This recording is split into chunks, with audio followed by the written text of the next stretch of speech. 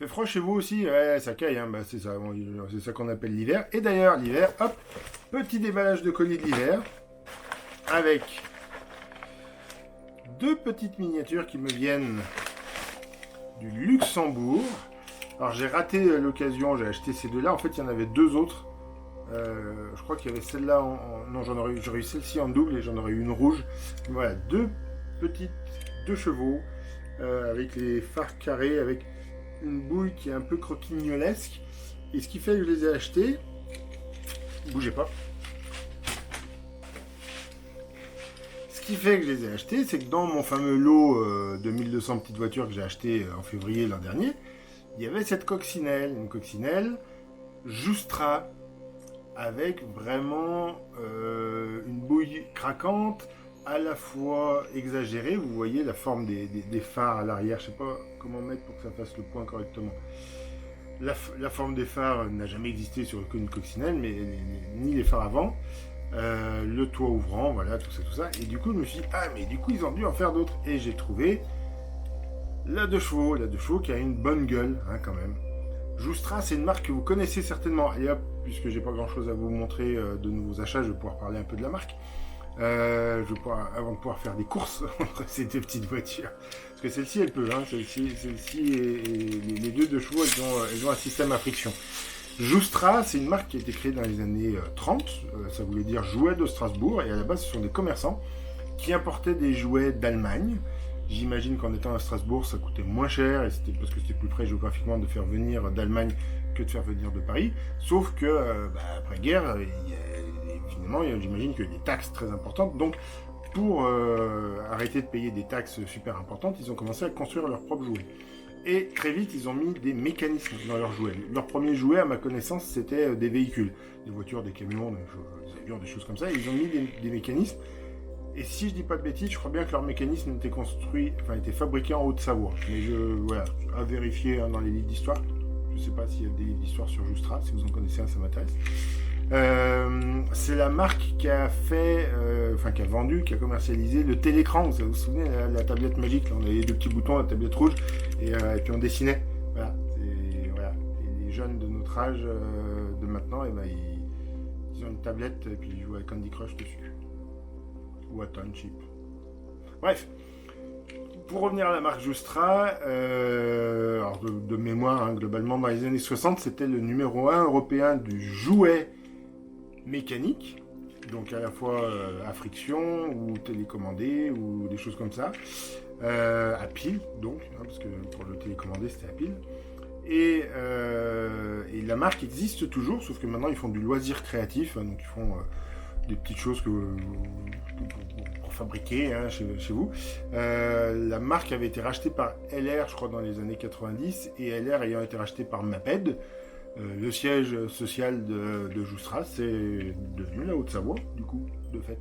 Alors, en revanche, je ne sais pas s'ils fabriquent toujours en France. J'espère, tant qu'à faire, ce serait chouette, parce que c'était un peu l'image, quoi. Joustra, made in France. Voilà.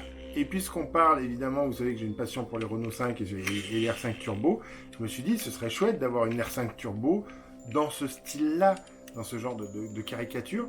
Donc j'ai regardé si Joustra avait fait des R5 Turbo. Et j'en ai trouvé une. Bougez pas. Bon, en revanche, elle est beaucoup plus grosse. Voilà, celle que j'ai trouvée, c'est ça. Et ça, c'est la version radiocommandée.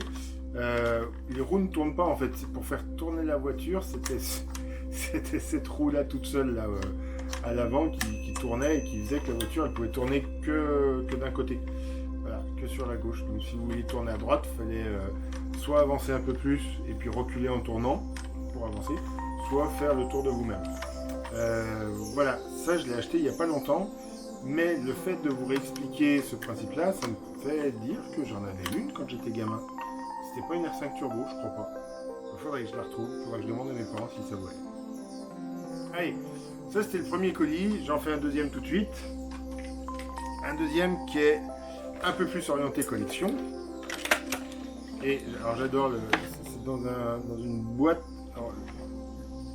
C'était dans un carton, dans une boîte en plastique qui tient fermée une boîte de médicaments dans laquelle on a une voiture dans un sachet, ça ne finira donc jamais. Je vais pas y arriver. C'est une, je vous l'annonce avant de vous la sortir, c'est une 402 Dubray. Alors une 402 Dubray, je vous en ai déjà présenté une sur ma dernière vidéo. Bon, bougez pas, je reviens. Hop. Ça c'est la Dubray, ça c'est une Tech Hobby. Alors, c'est intéressant d'avoir ces deux-là pour une raison en particulier, mais je vais d'abord commencer à parler de la marque Dubray. J'ai pas que ça en voiture Dubray d'ailleurs, j'ai pensé à prendre l'autre, j'ai celle-ci. Ça c'est la première Dubray que j'ai achetée, c'est une Renault Vivasport 1934. Je sais pas de quand date le modèle, c'est pas noté. Il n'y a pas de détail. En revanche, j'ai la roue de secours qui se promène. Voilà, il va falloir que je la remette à sa place. Dubray, c'est une marque qui a été créée par Jean-Marie Dubray. Hein, il a pris son nom tout simplement. D'ailleurs, on voit, alors du coup, vous allez quasiment rien voir, là, je suis désolé. JM Dubray dans le logo. En fait, Jean-Marie Dubray, c'est quelqu'un qui s'est amusé à faire des maquettes. Donc, c'était le concept, c'est qu'il y avait des collectionneurs qui fabriquaient leurs maquettes. On est à la fin des années 60 et on voit arriver commercialement se développent les modèles à assembler soi-même qui étaient principalement venus d'Angleterre avec des approches ultra fines, ultra techniques. Et puis c'était en métal blanc, donc c'était très très compliqué à assembler. Donc de grosses frustrations pour les gens qui achetaient ça et qui n'y arrivaient pas. Et un des importateurs, c'était le magasin Modélisme à Paris, avait lancé une revue. Il faisait son magazine Modélisme, donc il parlait de ces produits-là, puis les gens qui les assemblaient, ils faisaient des retours. Il y avait des photos, j'imagine, des meilleurs maquettistes. Et donc Jean-Marie Dubray faisait partie de ces meilleurs maquettistes, et c'est lui, avec le responsable du magasin, entre autres, parce que je crois qu'ils étaient plusieurs, à avoir lancé la marque Modélisme, qui était la première marque à faire des voitures, des kits à assembler, mais en résine, à destination des collectionneurs, et pas à destination des enfants qui vont s'amuser pour faire des jouets, à comprendre comment on assemble une voiture, ce qui était un peu le principe de la marque Solido, par exemple. Si je dis pas de bêtises, la marque Modélisme est devenue Eligor très rapidement quand le propriétaire a décidé de développer l'affaire. Où est-ce qu'il l'a revendu? Ouais, je suis pas historien et je fais ça un peu de tête. Désolé s'il y a des approximations. Et il se trouve que Jean-Marie Dubray a été un peu convaincu par des gens proches de lui de lancer ses propres modèles. Alors lui, il faisait très attention à ce que le modèle ce soit du 1,43 exact. Je crois que j'ai déjà parlé du fait que Dinky Toys c'était environ. C'était pas toujours parfaitement du 1,43. Lui, il s'attachait vraiment à ce que ce soit du 1,43, vraiment, vraiment précis. Ce qui est rigolo, pourquoi avoir ce modèle-là pour donc plusieurs raisons. Il y a un petit débat sur les forums, je crois. Il y en a qui disent que c'est d'abord les tractions. Moi, ce que j'ai lu, c'était quand même que le premier modèle fait par Jean-Marie Dubray, c'était la 402. Donc voilà, la berline 402. Mais moi, la première que j'ai eue, c'était la Renault, que je trouve très chouette avec cette petite couleur vert anis, mais qui est donc pas le premier modèle qu'ils ont fait. Le premier modèle, à ma connaissance, c'est la 402. Et pourquoi j'en ai deux? Pas simplement parce que c'est pas la même couleur, c'est pas tout à fait la même finition non plus. C'est que Jean-Marie Dubray a fabriqué pendant une dizaine d'années, je crois, et après il est devenu paysagiste, si je dis pas de bêtises, mais il a revendu ses moules et d'abord sa production à Technobi. Technobi, je crois que c'est une marque suisse, mais je suis vraiment pas sûr de ça. Et Technobi est devenu ensuite Tech Hobby, parce que je crois qu'il y a eu un problème de droit sur la marque Technobi. Donc ça, c'est la 402 Dubray. Ça, c'est la 402 Tech Hobby, donc la deuxième génération. Donc la troisième, en fait, ça c'est la première. Ensuite, il y a la deuxième qui était la fabrication Dubray vendue par Technobi, mais toujours fabriquée en France. Et on arrive à ce modèle-là, qui est le Tech Hobby, qui est toujours sur le même moule, donc c'est toujours le moule Dubray, mais cette fois-ci, elle était fabriquée au Portugal. Voilà, donc là, on a une voiture européenne. Une marque française, un concepteur français, un fabricant ou un revendeur, je ne sais pas comment on pourrait dire, suisse, mais une usine de production au Portugal. Donc voilà, on avait tout ça. La marque existe encore. Je ne sais pas s'ils font encore des 402, je ne suis pas sûr. En tout cas, pas comme ça, parce que c'est très marrant en fait de voir que la finition, par exemple, le toit ouvrant, c'est juste un bout de...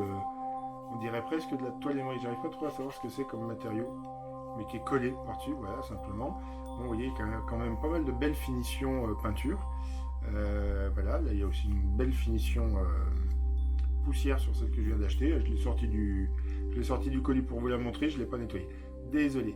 Et ce qui est dommage, en fait, sur ce genre de voiture, c'est que du coup, on pourrait s'amuser à faire des courses de voiture, mais non, en fait, ça roule pas du tout. C'est vraiment pas du jouet. Hein, c'est vraiment des choses qu'on pose. Là, ça roule un petit peu. Elle n'a pas roulé toute seule. La française non plus. Hein, la Dubray, ça tournait, ça fonctionnait hein, quand même. Je ne sais pas si vous arrivez à voir. Ça fonctionne, les roues tournent, mais on ne va pas faire une course de petites voitures avec ça. Donc les JM Dubray ne vont pas faire la course. Si je dis pas de bêtises, il y a eu plusieurs séries par rapport aux calandres. Vous voyez que la calandre, donc pour les gens qui ne connaissent pas, la 402, c'est une voiture qui avait ses phares derrière la calandre. Et donc là, on a une calandre dans un plastique transparent. Il me semble qu'il y a eu une période avec un plastique... là, on a la version plastique peint, pardon. Il me semble qu'il y a eu une période où c'était bouché complètement. En fait, c'était pas du plastique transparent. D'autant que la transparence, je vois pas trop l'intérêt vu qu'il n'y a rien à voir derrière. On voit des petits détails, voilà, par exemple là c'est des pièces rapportées pour faire les clignotants sur les ailes avant. Là non, ça a été intégré au moule. Bon, voilà, c'est de l'ordre du petit détail. Le vrai collectionneur va sans doute aller fouiner, chercher des versions un peu particulières, un peu spéciales. Après, il y a d'autres différences que vous pouvez peut-être voir, mais c'est par exemple là, la figure qui est cassée, la figure de proue, ça c'est voilà, des miniatures un peu vieilles. Et ben, je suis en train de tourner en rond autour de ces petites voitures. Joustra, Dubray, je pense que je ferai d'autres vidéos où je raconterai un peu l'histoire de certaines marques de miniatures. Donc si ça vous plaît, vous mettez des pouces vers le haut à cette vidéo, vous la partagez si vous avez envie. Et très bientôt pour une vidéo de cours.